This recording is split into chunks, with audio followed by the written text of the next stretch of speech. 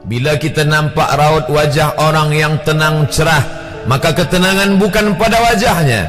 Bila nampak orang melangkahkan kaki dengan tenang penuh wibawa, maka ketenangan bukan pada kakinya. Bila tampak ayunan tangannya tak tergesa-gesa, maka bahagia bukan pada tangannya. Di mana letak bahagia itu? Ala fil jasadi mutrah. Ketahuilah dalam jasad ada segumpal, ada sekepal, ada sesuap. Idza salahat salahal jasadu kulluh. Kalau yang segumpal itu baik, maka yang lain ikut menjadi baik. Wa idza fasadat fasadal jasadu kulluh. Kalau yang segumpal itu rusak, maka dia pun ikut menjadi rusak. Yang segumpal itulah yang mengendalikan mata, telinga, tangan, kaki.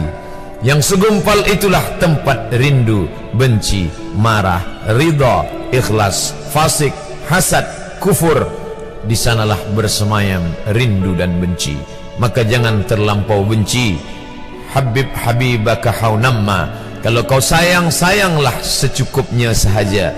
Karena boleh jadi hari ini kau sayang, besok berubah menjadi kebencian.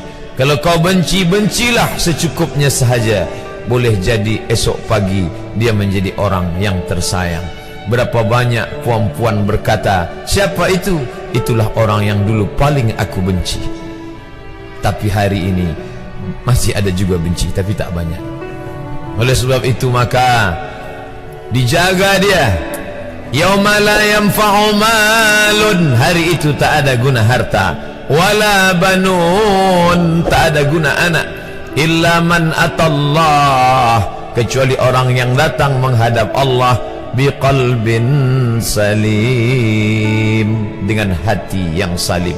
Qal, qab, lam, ba, qallaba, berbolak-balik. Qallaba, tidak selamanya bahagia. Kadang pagi hati tenang, petang datang dia pun susah. Kadang pagi hati lapang, petang tiba dia pun gundah. Maka apa yang dapat menolong? Ala bizikrillah, ketahuilah dengan banyak menyebut mengingat Allah, tatma'innul qulub, maka hati akan menjadi lapang. Qalbul mu'min baina asabi'ir rahman, hati orang beriman berada di antara jari jemari kuasa Rahman. Kalau dia hendak, dia balikkan yang senang menjadi susah. Kalau dia berkehendak yang susah, dia balik menjadi lapang. Berapa banyak orang yang tampaknya mungkin kita kata dia susah, tapi dia masih boleh tersenyum. Sebaliknya orang yang menurut pandangan zahir kita cukup segala, makan, pakai, tapi tampaknya kesenangan tak pernah singgah. Apa sebab?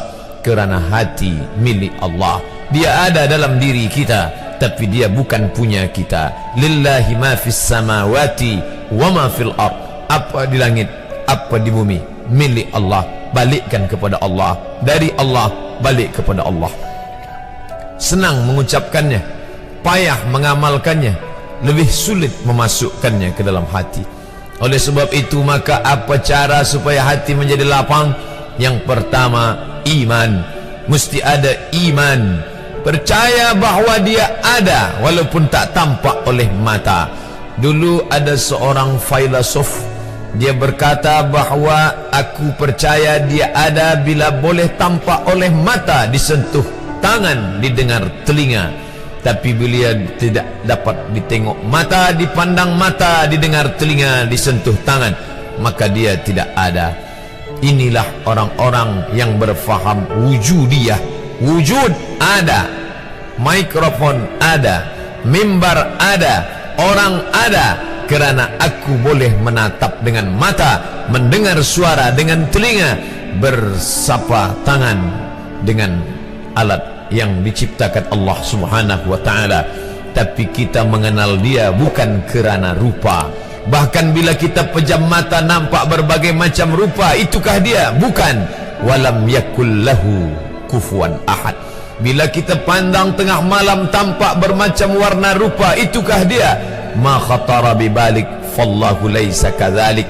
Apa yang terlintas di hatimu, maka dia tidaklah seperti itu. Dia tak dapat dipandang dengan mata.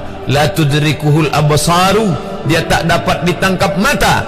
Wa huwa yudrikul absara, dialah yang dapat menatap mata.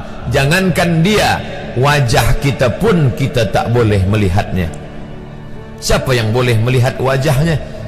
Sementara belum dijumpai cermin, belum pandai orang membuat cermin, orang tak tahu bentuk rupa wajahnya bagaimana. Sampai suatu hari dia dalam perjalanan panjang, dia tengok ada pohonan rindang, lalu kemudian dia berteduh di bawah pohon rindang, menghindar dari panas terik matahari.